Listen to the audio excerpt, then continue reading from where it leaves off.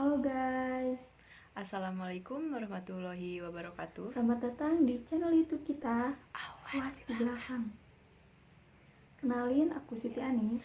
Aku Intan Fahira. Di sini kita akan berbagi sejarah dan cerita mistis yang ada di destinasi wisata. Nah, kali ini di konten pertama YouTube kita bakal ceritain sejarah dan juga cerita mistis yang ada di salah satu destinasi wisata di kota Bandung, yaitu Gua Belanda, yang tepatnya berada di Bandung Utara. Sebelum memulai video, jangan lupa klik tombol like, comment, and subscribe karena subscribe itu gratis. Dan jangan lupa nyalakan loncengnya biar gak ketinggalan video-video terbaru dari kita. Nah, jadi kenapa kita mengambil tema tentang Gua Belanda? Kita ngambil konten tentang Gua Belanda karena destinasi wisata ini merupakan salah satu destinasi wisata yang mempunyai sejarah dan juga cerita mistis yang masih beredar di masyarakat yang pastinya bakal bikin merinding. Nah, jadi teman-teman, Gua Belanda ini merupakan salah satu destinasi wisata di kota Bandung yang merupakan destinasi wisata bersejarah yang merupakan destinasi peninggalan pada zaman Belanda pada dahulu kala. Nah, sebelumnya ada yang udah tahu belum nih apa sejarah dan juga cerita mistis dari Gua Belanda itu sendiri? Nah, jadi di sini aku sama Ica mau ceritain ke kalian gimana sejarah dan cerita mistis yang ada di Gua Belanda. Jadi, Gua Belanda itu merupakan salah satu gua yang berada di Taman Hutan Raya Insinyur Haji Juanda atau kalau sekarang itu biasa disebut dengan Tahura. Nah, jadi gua ini berada dekat dengan daerah aliran Sungai Cikapundung yang ada di Taman Hutan Raya Insinyur Haji Juanda.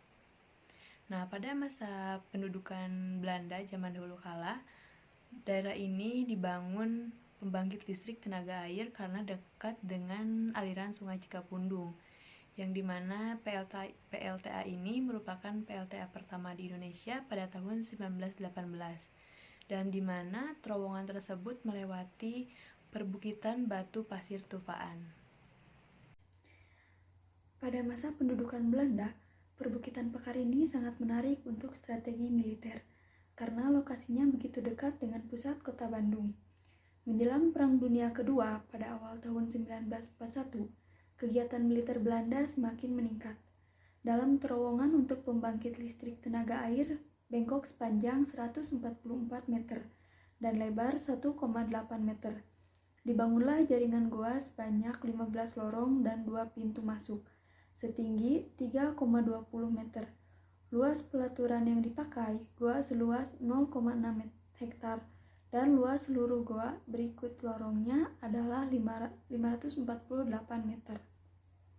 Nah, ternyata selain digunakan untuk kegiatan militer, gua ini juga dijadikan sebagai stasiun radio Belanda.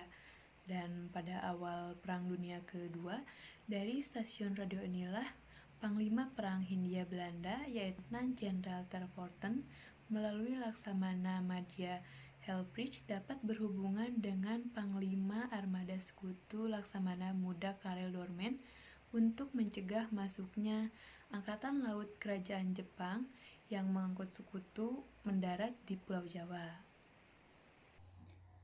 Sayang sekali usaha ini gagal dan seluruh pasukan berhasil mendarat dengan selamat di bawah komando Letnan Jenderal Hitoshi Imamura. Terowongan berupa jaringan goa di dalam perbukitan ini dinamakan Gua Belanda.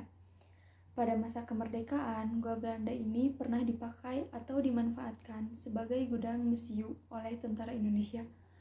Gua Belanda saat ini dapat dimasuki dengan aman dan dijadikan sebagai tempat wisata yang penuh dengan nilai sejarah. Saat kita masuk ke Gua Belanda, kita akan melihat sel tahanan perang di sisi sebelah kiri, dan di sisi sebelah kanan kita akan melihat sebuah gang sempit yang nantinya bakal berujung di sebuah tangga yang pada zaman dahulu itu digunakan sebagai tempat untuk mengintai.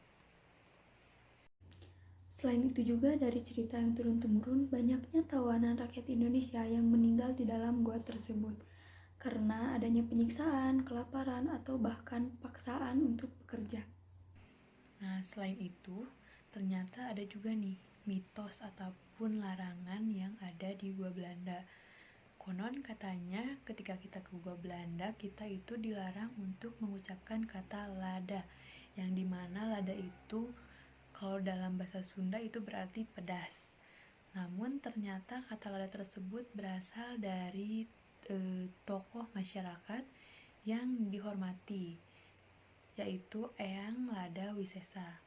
Nah, konon katanya bagi pengunjung yang berani mengucapkan kata lada di gua Belanda tersebut akan mengalami kejadian mistis di gua Belanda, seperti kesurupan dan lain sebagainya. Tak hanya sampai di situ, menurut masyarakat, keangkeran lainnya ketika kita mengunjungi gua Belanda, seringkali terdengar suara tentara-tentara yang sedang berbaris di dalam gua.